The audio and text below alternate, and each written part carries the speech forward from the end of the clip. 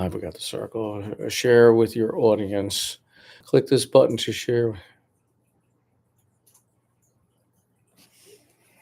All right, I think we're moving along here. All right, hey folks, welcome back to my podcast. I am Brian Thomas Kopak. I am your host here for a channel called the Omega Glory, in which we look at issues involving men's health, mental, physical. And as I mentioned in my last podcast, uh, cancer survivor. Last one we talked about men's breast cancer, and it is October. It is Breast Cancer Awareness Month. Just want to let you know I did take part sort of in two 5Ks for breast cancer this month. One was women's only, but I was there at the finish line to cheer on the ladies, give out hugs of support. And the other one was on October 18th, Saturday, October 18th, the day after my birthday. And the company I work for, we got a group together, about 50 of us from my job, raised about $17,000. And same thing there, met a lot of cancer survivors. One woman who was still battling, she had the chemo scarf on. And I'm very proud to say, talking to all these women who are either survivors or still fighting, that their men stuck with them through this. And it's a plus for all the men out there that stick with their woman through thick and thin. And cancer is one of those awful events in life. All right. So here we are, Mega Glory, second podcast. Today we are going to be talking about something that has happened to me more times than I wish to admit. And that is what happens to the male psyche when the relationship you're in comes to an end. Now, I'm not talking about relationships where you know it's coming to an end, and when you break up, you're almost like, thank God. I'm talking about those times when it's really out of the blue. All right. You're dating someone or trying to date someone, and you think things are going good, and then all of a sudden one day there's nothing left. There's nothing left but the tears. And I'm going to talk about a personal incident with myself that I still, in a lot of ways, carry with me, unfortunately. And it goes back many years, over 3 decades. I mean, that's how long this person has been on my mind. And yes, it's easy to say, well, move on and all that. But when you really think that you're in a relationship that's going to last a long, long time, maybe even forever, or one that's, you know, young, it's a young relationship, but you got such great high hopes because everything you're finding out about this lady is wonderful. And it's like, wow, that's what I'm looking for. She's what I'm looking for. She's the one. And all of a sudden, nothing. Now, I mentioned earlier that I participated in this 5K the day after my birthday. My birthday is October 17th. And it just so happens that was the day that this woman in particular decided to end our relationship. Happy birthday, Brian. Relationship's over. Got stood up. Yeah. I often give advice to people when they say, well, what do I do when the relationship comes to an end?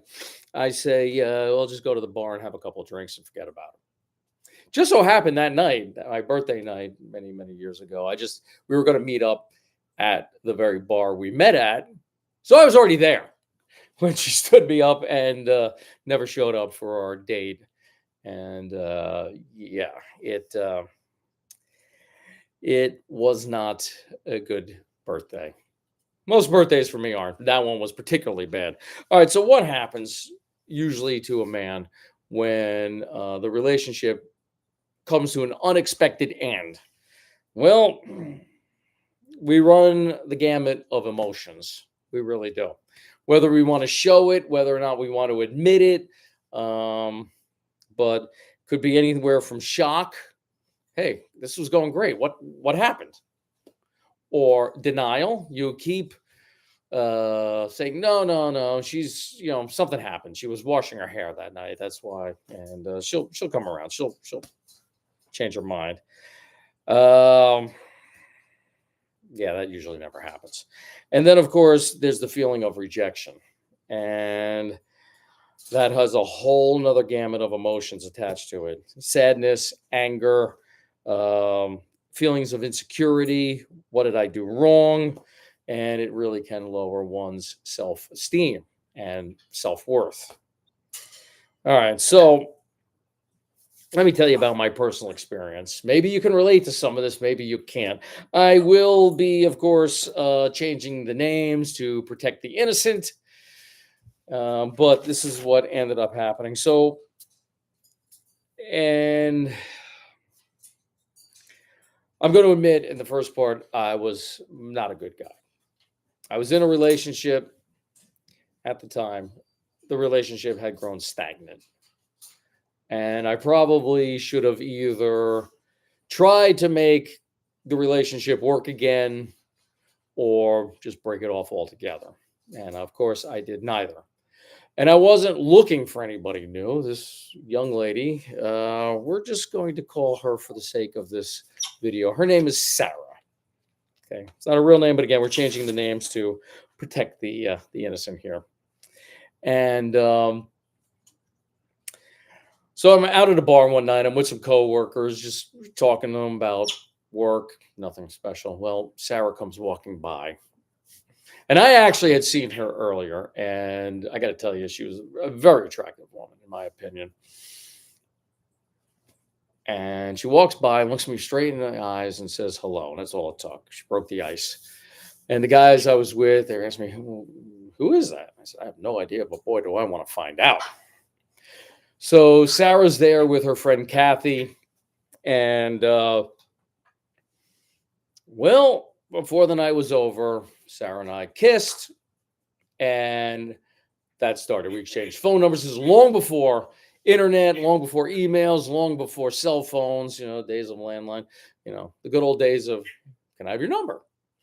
And we started talking and on the phone, and met her a couple times after work. We'd go out, get some drinks, went to the movies once. And everything was going great. I mean, I couldn't believe it. And then all of a sudden, my birthday rolls around. We're going to get together at the same bar we met at. And she never shows up. And so, okay, I tried calling her and all this other stuff and never really heard back from her. A couple of days later, I get a letter in the mail from her saying she unexpectedly got back together with an ex-boyfriend. Yeah, okay, that was a lie, I'm sure. So I move on. All right. Had a bunch of dead end relationships that didn't go anywhere. And I got to say, though, every time I'm in a relationship, I commit myself to that person, with the exception of one mentioned earlier, where after a while it got stagnant. But then a weird thing happens. This is really weird. So I'm back at that same bar. And I'm in college at the time, and I run into a girl I went to college with. And I thought she was, from way out of town, that she was living at the dorms. Turns out she actually lived not too far from this bar. And turns out she went to the same high school as Sarah. So I said, by any chance, do you happen to know Sarah? She says, I think I know who you're talking about. I said, the night I met her, she was with a friend named Kathy. And so this college mate says, I have a friend of mine. Her name is Janice, and she has a sister named Kathy. I said, oh, I got to meet her. Bring her over. So my college classmate brings her over. I meet Janice, and I said, by any chance, you have a sister named Kathy who has a friend named Sarah, who went to the same high school as your friend, graduated. I told her the year. She says, yeah. I said, oh, okay. Well, go home and ask your sister if she remembers Brian, who dated her friend Sarah a couple months ago. So a week later, I'm back at the same bar, As you can tell, this was like my favorite watering hole at that point in time in my life. And so I run back in to Janice again, and she says, yeah, my sister remembers you. She hates you. So, okay, I didn't really do anything to your sister other than share a drink with her and some conversation with her and her friend. She says, yeah, well, yeah, you scared Sarah away. Oh, all right. Well, long story short, I end up dating Janice for a little while, and I re-meet Kathy. And as a result of being over Janice's house, because she still lived with her mom and dad and her sister, I run into Sarah again. Now, at the time, I don't care because I'm dating Janice. That's where my feelings and my emotions are. And of course, Janice breaks up with me. All right. Then I noticed in my life, I actually did keep in touch with Sarah. I actually sent her a birthday card. And we kept in touch for a little while until she decided she didn't want to talk to me anymore. Well, one thing I noticed with myself was that anytime I was in a relationship, I was committed to that. And Sarah was as far from my mind as possible. But anytime I was alone for any length of time, when I didn't have a relationship, my thoughts kept going back to her. And now that I'm 3 years past my last girlfriend who broke up with me because of the cancer, I can't seem to get Sarah out of my head. And it's weird. And I'll probably get into that in a little bit. So, what is wrong with me? Maybe some of you guys can relate to this. And there is a condition, psychological condition called stuck in the past. And that's kind of where I'm at. And maybe you've experienced this as well. You were in a relationship, you thought it was going great, and all of a sudden, it's over. It's done with. Okay. And you can't stop thinking about this. For whatever reason, you're stuck in the past. And playing with the dog right here. Can't see him. He's off camera. Anyway, this is not a healthy condition because it's different than remembering the past and thinking about the good old days. And here comes my buddy. Hey, Aries, you want to say hi? Come on, there you go. All right. Thank you, buddy. I appreciate that. Can I continue on? Can I continue on? You're a big fella, you know that. Anyway, the difference between remembering the good old days is you think back fondly of times past, and it makes you happy. Stuck in the past is something completely different because you are now reliving the events over and over again. You're reliving in your mind over and over again. Yeah, every time you kissed, every time you held hands, every time you clinked glasses at the bar and toasted to each other. Okay. And you just keep replaying it over and over again. And you start to mentally torture yourself trying to figure out what went wrong. What did I do wrong? What did she do wrong? What was she thinking? Why did she think that? Could I have done this differently? Could I have done this better? You keep replaying it over and over again. You're stuck in the past. And that's what I've discovered happens to me when there's a break in the relationships, when you don't have somebody to fill that void. And you may not want to get back together with her. I mean, I know she's married. She's got adult children. I don't think about Sarah in the way of, wow, I want to, get back together with her. I do think about her from time to time and wonder, okay, what's she up to? How's she doing? Is her husband treating her well? Their kids treat her well. So that's one of the problems of stuck in the past. And one thing it can do, and this did happen to me early on, because again, this took place over 30 years ago. It sabotages relationships you're in now. And that did happen because while I might have been dating somebody else, Renee or um, Chrissy or other relationships, you're comparing that person, that relationship to what you wish you had. You're comparing the current person with the person you want more or less to be with. And you are sabotaging your own happiness. You're sabotaging your own relationships. And that is bad. Because this was so long ago. Yeah, like I said, I do think about it from time to time, but I'm not any longer comparing who I'm with to her. That's a nice thing. But like I said, I don't think about her much until there's not somebody in my life that can distract me, shall we say, from her. So, yeah, in recent months, last year and a half or so, she has been popping into my head as much as I wish she wouldn't.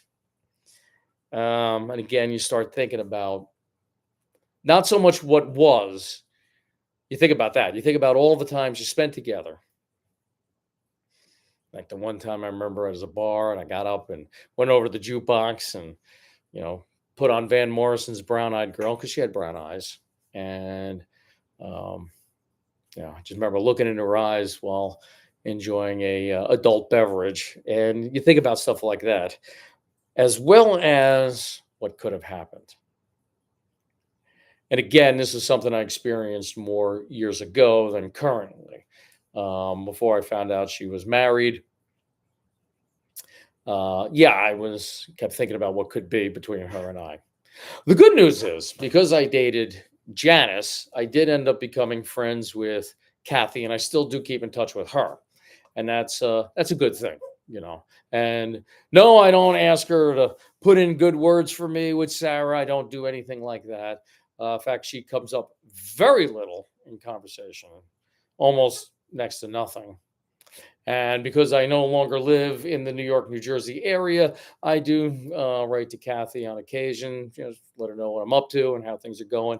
And I think in two recent letters, without mentioning Sarah by name, I did hint around about her. And again, I hope she's doing well. I really honestly mean that.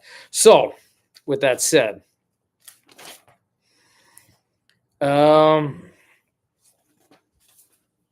there's another aspect of this that psychologists talk about, and that is called the phantom ex, ex-girlfriend, ex-wife. And I kind of touched on that already.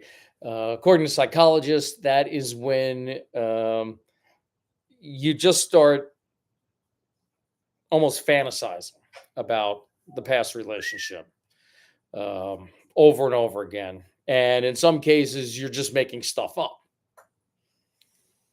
We're going to get back together and we're going to have the greatest relationship ever. We're going to get back together and she's going to be so happy and I'm going to treat her like a princess. And you actually start almost at times believing what you're thinking. That, yeah, we actually did get back together. Yeah, we did have a date the other night. And when you got to stop and say, no, we really didn't. Okay, so you start almost fantasizing that your ex is current. And again, that happened to me years ago. Okay. And the other thing with phantom ex is that you're putting that person on a pedestal. You're putting that woman on a pedestal to the point where you're starting to believe stuff that never happened. Like, oh, she's so wonderful. She always cooked every meal for me, when in reality, she wanted to go out to eat 5 times a week.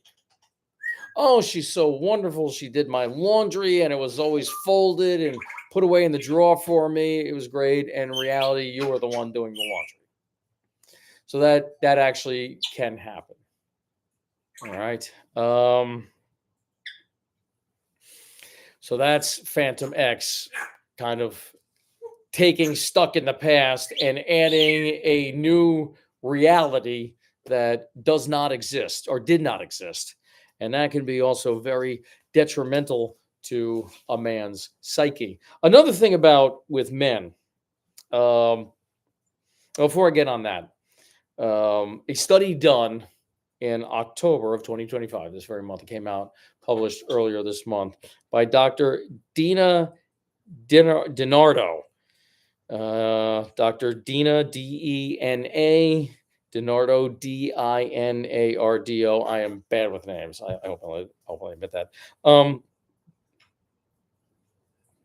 She published a article on this very topic, and she describes 7 reasons why people can't let go of past relationships. Maybe all 7 don't openly apply. They didn't all apply to me.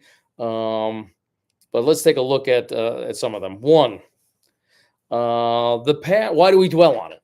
Why do we keep dwelling on this relationship that came to a sudden end and left you kind of heartbroken and looking for answers at the bottom of a bottle of an adult beverage?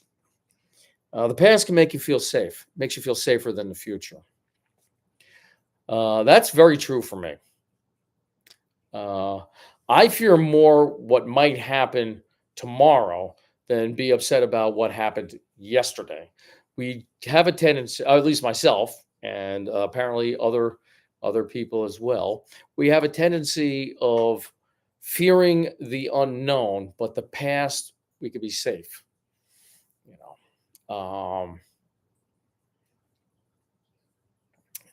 You know, just today, I did a ride for the American Cancer Society. I'm a volunteer. I drive people now to and from their cancer treatment. And I drove a young lady today who's battling the dragon of cancer. And I was talking with her, and I was telling her about how much I missed my grandmother, who the sun rose and set on her. And I was exactly 15 and a half years old. She died 6 months to the day before my 16th birthday. And I think back on her fondly. And these times you wish, I wish I can go back to when she was alive. But we can't. All right. And, so the past, can be very comforting. The future can be very, very scary. Another reason, you believe you were happier in the past. Yeah, when I think about, just using my grandmother again as example, I was very happy to be around my grandmother. Then I would have to go home to my father. And that's a whole nother story for a whole nother topic at a whole nother time. So, when I think about the past, I think about the great times with grandma, and drown out that after visiting grandma, I'd have to go home to my dad. So when we think about the past, we like to think about the good times, not the bad times. When I think about Sarah, I think about the good times we had together. The short time we spent together. I think about all those good times, and why did it have to end? Another reason could be you and your ex see the past differently. I think back at that time with Sarah, and I think, wow, we had all these great times. Well, little did I realize, and it's looking back, my fault, that I scared her. I scared her away. And I will admit, I was a little too pushy. I wanted to go from 0 to 100 in that relationship as fast as possible. I admit, I tried too hard. But I will admit, looking back in hindsight, that she was the best looking girl I ever kissed. And you don't want that to get away. And unfortunately, not wanting it to get away drove her away. Which ties into what the next point is. The relationship may not have been as healthy as it seemed, as I thought it was. Yeah, obviously it wasn't. Drove her away. But then after dating her friend's sister, we kind of got a little closer again. And then I guess she decided, well, Brian's not somebody I want to have in my life. And like I said, I do wish her the best in life. I really, really honestly do. Hope her husband's treating her well. Hope her kids are treating her well. So, folks, gentlemen, if this has happened to you, you're not alone. You're not alone. This stuff does happen. Unfortunately, it does. So, you just got to find some way to work around. In my case, whenever I'm with a new relationship, that's where I'm committed. And Sarah is, I don't think about her that much. I really don't. Again, just thinking about hopefully she's doing well. You know. So that's that. I hope you could take something away from this. If you are somebody suffering from this uh, type of feeling, you're stuck in the past. You can't get past a relationship that you had, whether it be a relationship that broke up 3 months ago, 3 years ago, or in my case, 3 decades ago. There are people out there you can talk to. Maybe your friends who say, "Well, this is one I got at the time." When I said, "Yeah, she broke up with me." One guy friend of mine just looked at me and said, "Well, did you get laid?" I'm like, "No, we never got that far. No, no." And I wanted more than just somebody to have sex with. I was kind of hoping for a more meaningful relationship. Uh, Another advice I got from a guy was just, well, just go get drunk a couple times. You'll forget about her. Okay. Well, I tried that, didn't work. So maybe if you are suffering from stuck in the past, maybe you might want to seek professional help. Maybe somebody who can walk you through it more professionally uh, and help guide you onto a healthy course that does not include lots and lots of adult beverages. All right. Well, I'm hoping to make this channel once a week, an episode once a week on different topics that affect us men. And if you're interested in the American Civil War, I do have a YouTube channel called Civil War Reports. I'm a big Civil War buff. That's kind of one of my main hobbies. So if you want, you can check that out. Civil War Reports on YouTube. So until next time, hopefully a week from now, um, I'll see you then. All right. For the Omega Glory, I am your host, Brian Thomas Kopak. Thank you for watching. Have a great day.